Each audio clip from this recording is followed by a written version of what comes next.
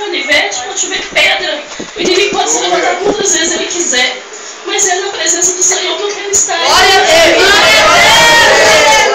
Eu peço muito a Deus que meu filho, o Wagner, esteja aqui também. Glória a Como Deus. Senhor, eu tenho buscado isso por ele.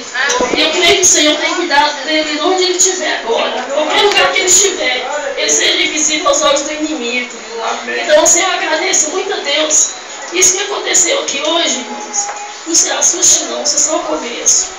Deus tem algo muito grande para fazer dentro dessa igreja. Essa igreja vai crescer tanto, mas tanto. Ocupado. Ele só chama quem está ocupado. Amém? Vamos lá então. Igreja militante do Senhor assim. Assim. É a graça do Senhor Jesus. O amor de Deus Pai.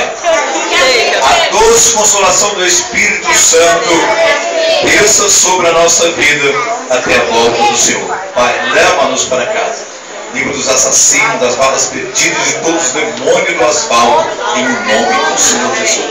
Vamos em paz e que o Senhor nos acompanhe.